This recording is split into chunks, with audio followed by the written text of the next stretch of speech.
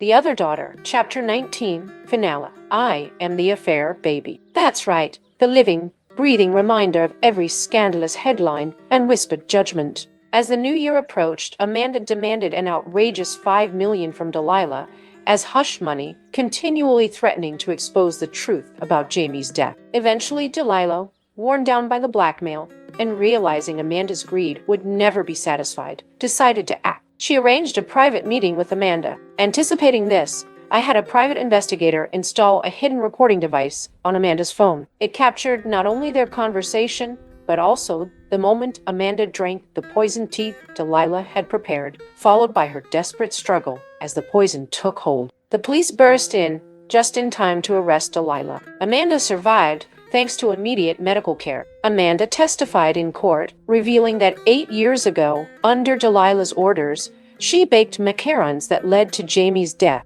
Jamie had taken just one bite before sensing something was wrong and refusing to eat more. But Delilah forced Amanda to hold him down while she shoved the macarons into his mouth one by one. The final verdict came down.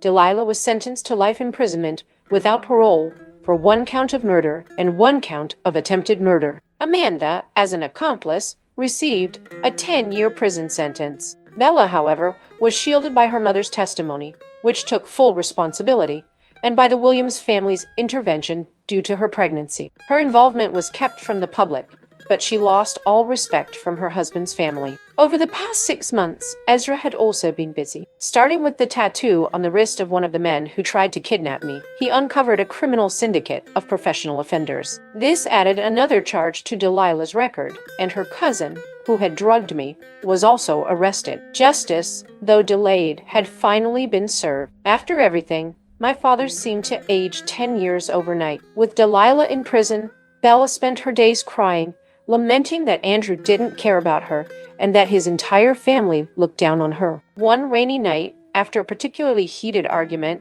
Andrew stormed out of the house. Chasing after him, Bella slipped and fell down the stairs. She lost the baby. The Williams family gave her a settlement, and the divorce papers were signed soon after. Without the Williams family support, Nova Group began to decline. It survived on borrowed time, barely holding on. I resigned from my position at Nova. With years of experience and a solid network, I was confident I could start my own venture. My father begged me to stay. Alice, Delilah has paid the price for what she did. Bella is broken. This family only has you left. Stay, and Nova will be yours. I looked at the man who stood before me, and all I felt was contempt. She may have been punished, but those who let it happen, those who stood by, do they escape their conscience? He flinched, his shoulders sagging under the weight of my words. His weakness and inaction had led to Jamie's death. He didn't deserve to be called a father. Outside, Ezra waited in his car. I got in and glanced at the towering Nova building through the window. With a deep breath,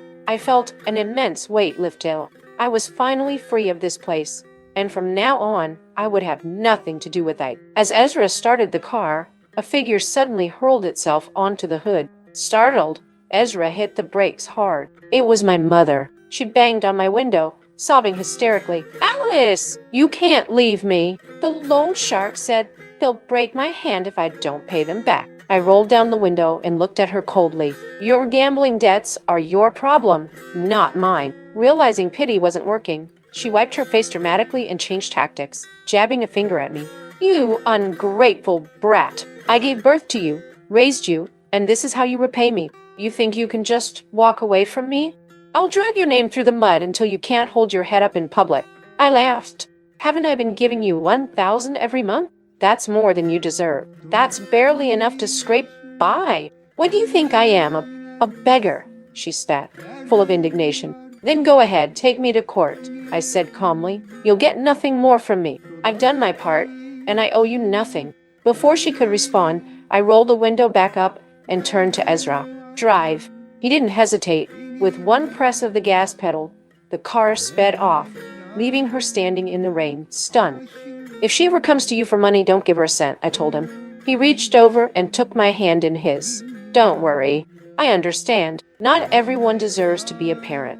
I was unlucky to have been born to parents like my Nin. I hated them even more than I hated Delilah. But because of this unchangeable blood tie, I couldn't completely sever them from my life. That was my tragedy. And Jamie's too. I turned to look at Ezra. His side profile was striking, with a strong nose and sharply defined features, illuminated by the passing streetlight. Sensing my gaze, he glanced over and gave me a warm smile. I smiled back and laced my fingers with his. In that moment, I made peace with life. It had dealt me pain and loss, but it had also given me the incredible fortune of meeting him. Thank you so much for all your incredible support and for taking the time to read this story. I'm truly overwhelmed by the love and enthusiasm it has received. I want to apologize if I wasn't able to reply to everyone's comments and private messages. There have been so many, but please know that I've read them all. Your kind words and encouragement mean the world to me, and I'm so grateful for how much you've enjoyed this story. I got a bit stuck after chapter 17, hence why there was a 2-day break where I've started other stories during this time. But I've never gave up on this story because of all the support I've received. Thank you again for being part of this journey with me.